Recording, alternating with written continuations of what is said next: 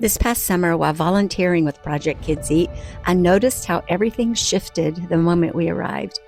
Families stepped outside with visible relief, and children ran toward the volunteers with pure excitement. The meals, essentials, and activity bags offered far more than practical support. They brought joy. They eased the weight many families carry and created moments of peace, hope, and celebration. Project Kids Eat transforms challenging summer days into reminders that God sees these families. He cares for them deeply and brings joy right to their doorstep. I'd like to share a story about a little boy and a big watermelon. Last summer, as we were packing lunches, we were told that we had a special treat to hand out that day: watermelons. I remember overhearing a volunteer grumble a little bit about how he didn't think that anyone would want watermelons and that they were big and hard to transport to the sites. So I was a bit skeptical about how the watermelons would be perceived. When we arrived at the hotels in downtown Norcross, a crowd of children had already assembled.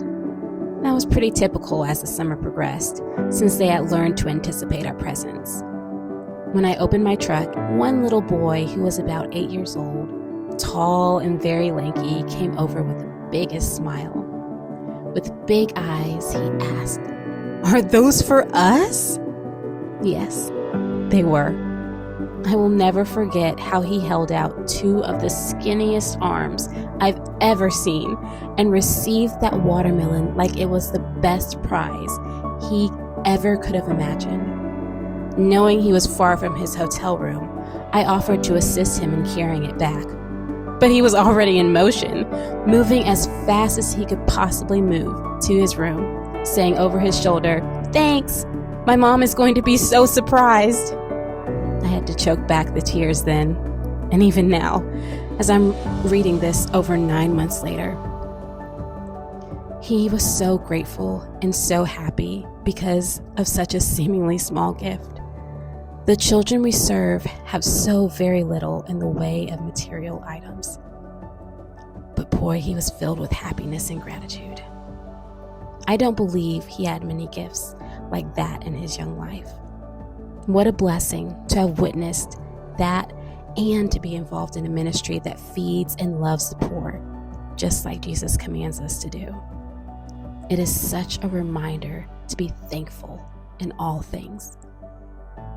Hi, this is Lisa. I'm a member here at Campus Church, and I'm going to try to put into words the impact that the Christmas caravan has had, not just on my life, but the life of my grandchildren, and last year, the life of my husband. It has touched us all very deeply, so it's really hard to pick one story to share, but I'm going to tell you about one. This last year, we had the opportunity to pray for a gentleman. He was broken and sad. He's got cancer, and he was forced to move to the extended stay hotel because he lost his home due to the financial burden of the cancer treatments. Of course, my heart broke. He welcomed the prayer, and to look up and see tears in his eyes was heart-wrenching. And it was because of the Christmas caravan. He shared that now he was going to be able to give his grandchildren gifts. He was truly thankful, and it just still touches my heart.